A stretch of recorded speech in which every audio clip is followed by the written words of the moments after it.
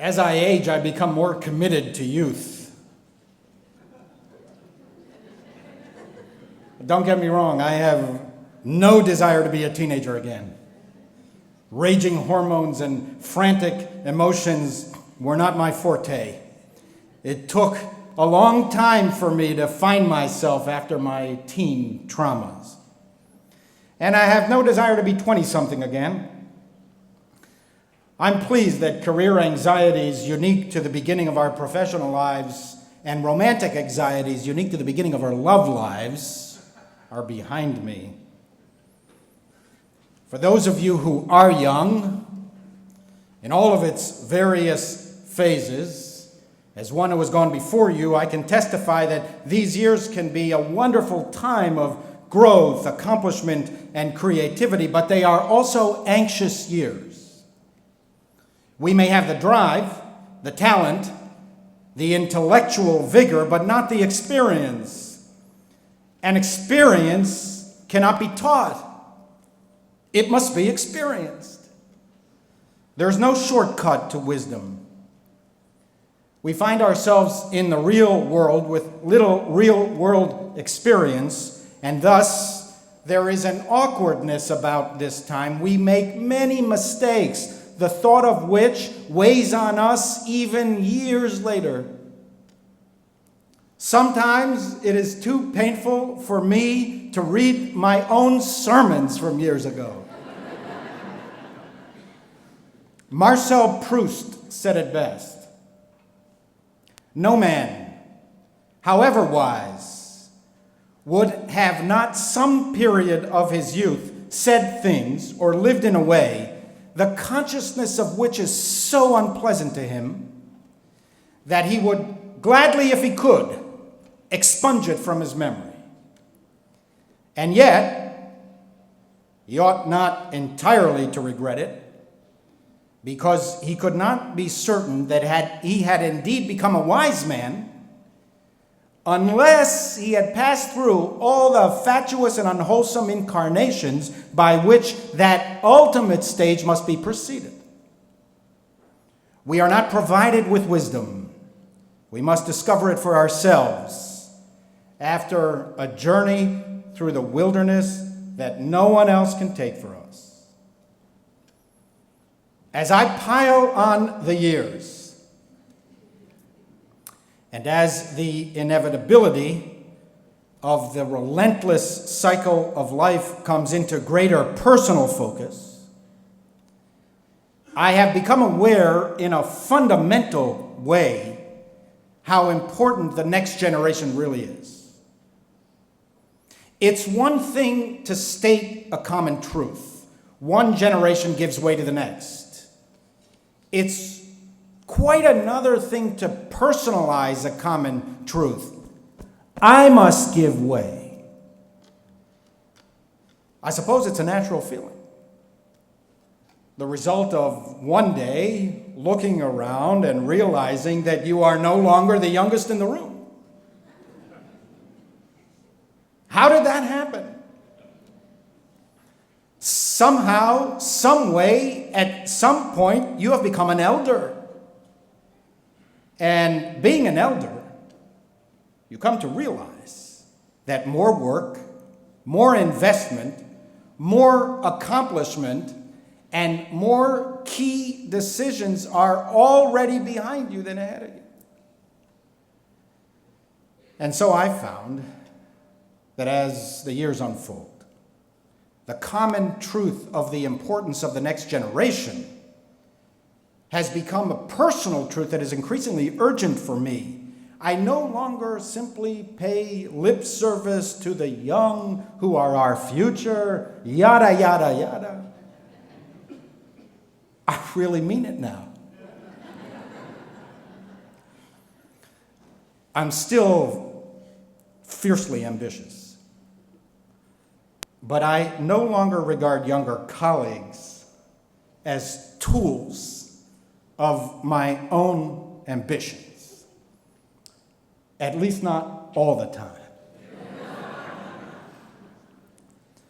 They are the foundation upon which the entire edifice stands. And thus I consider my role to include marrying whatever experience I have acquired with the unique passions that only younger people possess, those enormous energy, drives, and freshness that characterize youth and that are often best and most effectively expressed when harnessed to experience. I realize now, in ways that I did not before, that to cultivate, teach, and train those just starting out is decisive, a key barometer of the health, vitality, and viability of an endeavor. It's why we place so much value on schools, lower schools, and even universities are dedicated to one primary purpose: not really knowledge for knowledge's sake, although I do not denigrate that, but the implantation of knowledge and the capacities of critical thinking for the sake of ensuring a good future for society. There is a utilitarian purpose at the heart of education: cultivating, teaching, and training the young so that they may assume effective leadership when their time comes. Practically every graduation speech, even in nursery school, in some way reinforces this principle. This hit home for me over the summer. I attended a graduation ceremony in Oxford, in England. I'm sorry, but those of you who think that religious ceremonies are boring, you don't know what true drudgery is until you've sat through several university graduations as I have. And there's too much protest about the language of religious ceremonies. At Oxford, the graduation isn't even in English. Latin has been the language of conferring degrees since the 13th century, and so it is today. No one complained. The parents and the guests thought it was rather cool. Even the students loved it, although they hardly understood their own graduation. But the introduction was in English. The vice chancellor of the university, he'll become the president of NYU next year, where, trust me, if he tries that Latin shtick, American crowds will rebel. New York City ain't Oxford. He turned to the students and, among other things, emphasized to these youngsters who hadn't even held a real job yet that they are obligated to contribute to Oxford. For all of you people who are critical of rabbis asking for money, there, under the magnificent dome designed by Christopher Wren, at the Latin graduation ceremony, filled with the pomp and circumstance that only the British really know how to do, the vice chancellor made sure to emphasize to the students and their parents in English, so that no one would miss or misunderstand anything, that much of their education was financed by alumni, that there would be no Oxford education without the support of alumni, and looking the students straight in the eye, told them that as their education was made possible by alumni, and as the education of the alumni was made possible by their predecessors going back all the way to the 13th century, so they must assume their role. It's what it means to be part of the family of Oxford. A responsibility that goes back 800 years and is assumed willingly and joyously by every class of students and by every generation. And the vice chancellor mentioned this even before he conferred the degrees, almost as a prerequisite, a condition for conferring the degree. It's what it's all about.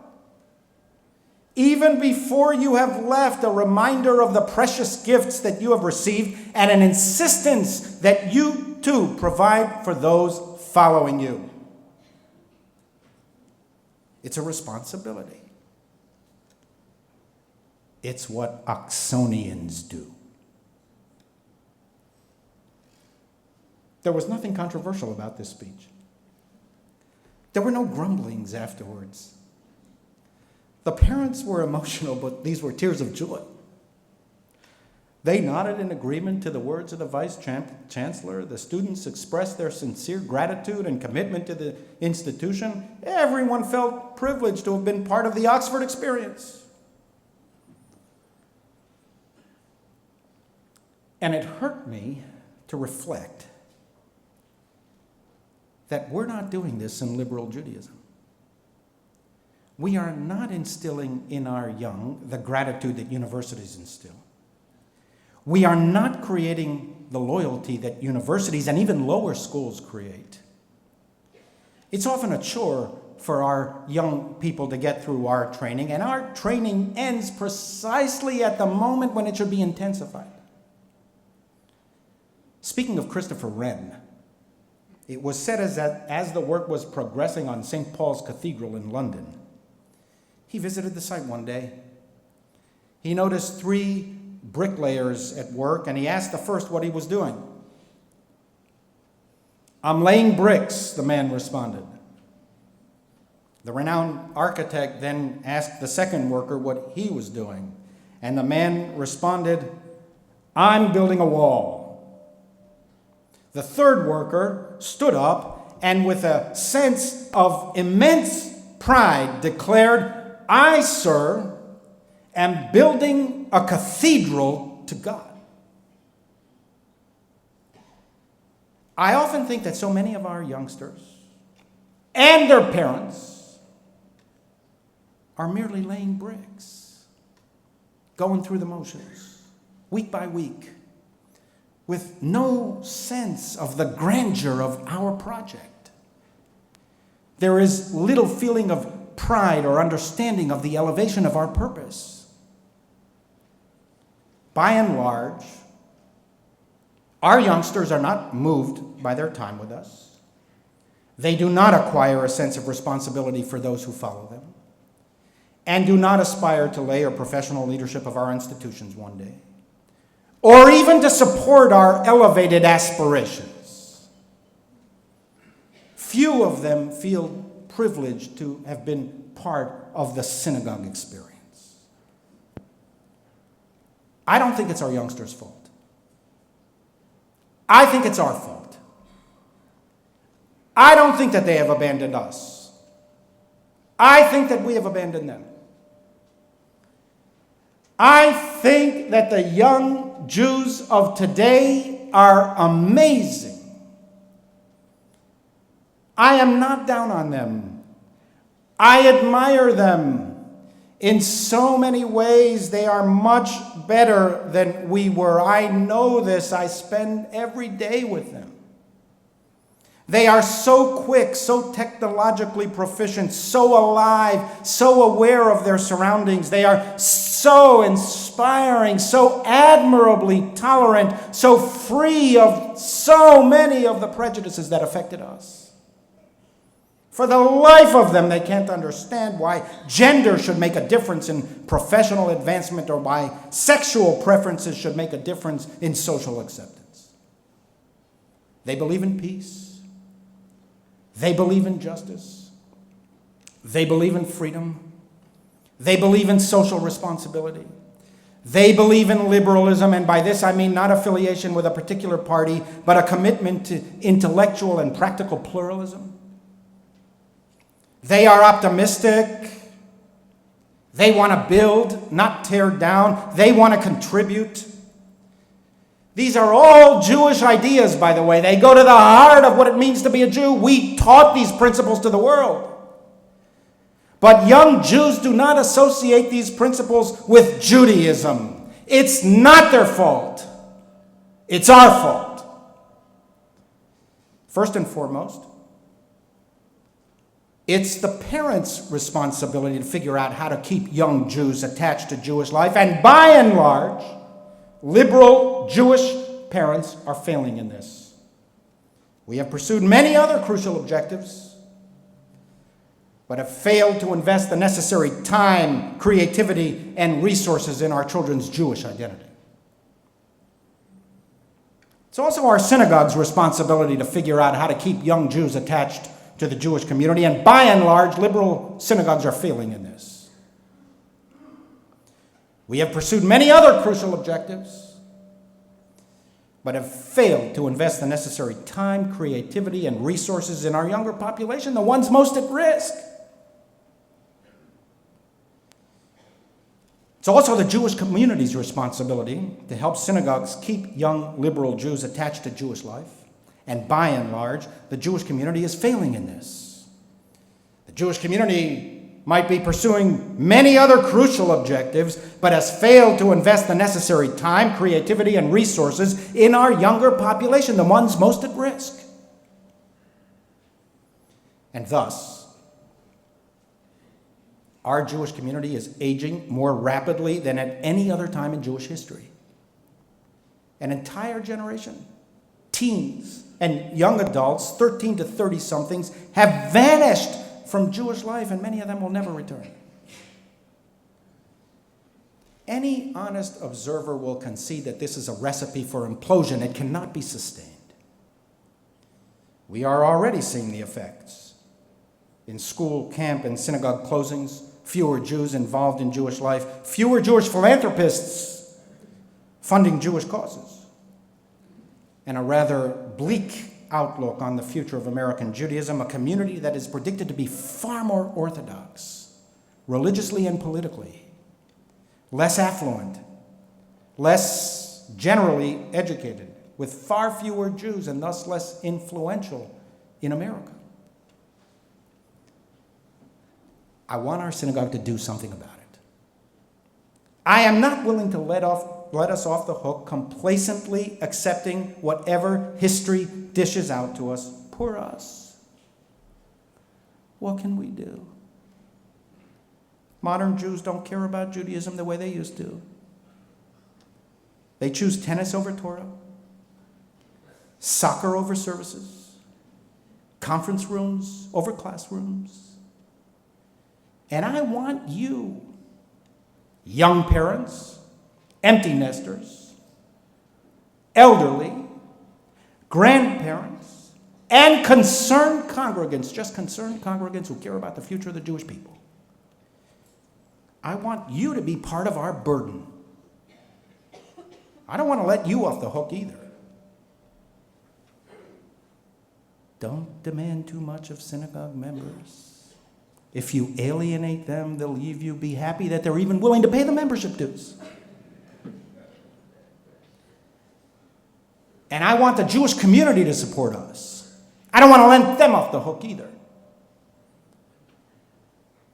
Why should we care about synagogues? Most of our leadership rebelled against synagogues. We try to avoid you as much as possible, not to involve or support you. I'm not prepared to let any of us off the hook. If we do not prioritize the next generation, then what? More Jewish politics? More Jewish films? More Jewish festivals? More Jewish museums? All important, don't get me wrong. But what is more important than assuring the next generation without which there will be no Jewish life? What are we working for? What is it all about? There comes a point in time when the common truth, we must train a committed generation, must become a personal urgency. I must cultivate, train, teach, and support a committed generation. For what is Judaism in the end? It's an act of trust. From one generation to the next, and from one living Jew to the next, that we assume our responsibilities willingly and joyously, at least as much as they do at Oxford. We cannot neglect our future. We need to get younger. We need to be rejuvenated. We need a juvenescence of Jewish life. And that's what we're going to try and do here. We will be reevaluating everything this year, beginning with kindergarten, about how we educate our youth and how we relate to their parents. We want to be on the cutting edge of change, not behind the curve. By this time next year, we will be implementing dramatic new initiatives, and we will confront head-on the most critical challenge of all, where almost nothing is happening, with the most challenging group, Generation Z. Post-B'nai Mitzvah Jewish teenagers. The teen crisis is unprecedented. You know, throughout Jewish history, the post-B'nai Mitzvah years were the time when Jewish youth began asserting leadership in the Jewish community. It marked the beginning of their mature relationship with the Jewish community, not the end. We will be launching a unique, cutting-edge, comprehensive initiative that will seek to transform the relationship between Jewish teens and the Jewish community. And by re-engaging Jewish youth, the Jewish community itself will be re-engaged. We will become younger, stronger, and more confident. We will be rejuvenated. A juvenescence of Jewish life. We intend to break the current mindset of teens and their parents that Judaism is a chore that they must get through until their B'nai Mitzvah, when liberation is at hand. We will engage exciting and charismatic mentors. We will develop exhilarating programs and projects that will meet teens where they are, building on interests they already have. We will seek to stimulate those Jewish juices stirring in the souls of our youth, the finest youth in the world. We will open our doors wide. Any Jewish teenager in New York City who wants to take part will be welcome. We will partner with any organization that wants to join us, synagogues, youth movements, or communal agencies. We will do what we say we believe. That the synagogue is not an island entirely unto itself, but the central vehicle to promote the vitality of American Judaism and the essential force ensuring the future of the Jewish people. For that reason, we will not look only to our own youth coming up the ranks, but all teenagers around town who have left the fold. Eventually, we hope to embrace hundreds of New York City teenagers who will find joy in Jewish life and proficiency in Jewish expression. They will travel with us regularly, domestically and abroad, especially to Israel, to discover the bonds that unite Jews across the ocean, spanning the centuries. And by finding these bonds, they will find themselves. We will ask the Jewish community to subsidize these travels, as birthright trips are subsidized for college-aged Jews. After all, if it makes sense to offer a free trip to Israel for an 18 to 26-year-old, doesn't it make sense to offer a free trip to a teenager? These are the years that the investment can make the most profound difference. These are the years where a person comes to know who they are, when their identity is forming. These are the years when, upon return from Israel, there's something Jewish to return to. A community that will continue to cultivate, teach, and train the younger generation, rabbis, charismatic educators, and parents who will continue to embrace and attend to these kids. And the added benefit for the American Jewish community will be that by the time our teens get to college, they will not be Jewishly ignorant. They will be our campus leaders in promoting modern Judaism and confronting anti-Jewish and anti-Israel activity, rather than squander resources on kids who have no Jewish background or education and expect them to fend off political and intellectual attacks of highly trained and highly funded opponents on campus. The Jewish community will be able to invest in kids that we have trained just for this purpose. The investments will pay off big time. Some of you have already contributed to these efforts, and we have enough to begin. Is there anyone interested and capable of doing this job? We've been searching for an electrifying director for 6 months. Send us recommendations. It's a big, historic job that, to the best of our knowledge, has never been done before. And I would like to announce on this occasion the establishment of the Gene Cipher Memorial Scholarship, and to thank Sidney Cipher for endowing it so generously in memory of his beloved Gene. We will be offering a $5,000 college scholarship to a graduating high school senior who has demonstrated personal integrity, intellectual curiosity, and commitment to Judaism, Jewish life, and to the Jewish community. If you're a senior and your family is a member of Stephen Wise, apply now. It will be our delight to help fund one student's college education next year. The book of Chronicles contains the following verse. Al tigu b'meshichai, uveneviai al tariu. Do not touch my anointed ones, and do no harm to my prophets. Talmudic rabbis sought to understand who were Meshichai, who were the anointed ones. The plain meaning of the Bible suggests that they were the kings of Israel, who would literally be anointed by pouring oil on their head at their coronation. But the sages rejected literalism. They said the phrase Meshichai, the anointed ones, does not refer to rulers at all. Rather, it refers to school children. Do no harm to school children, the rabbis warn.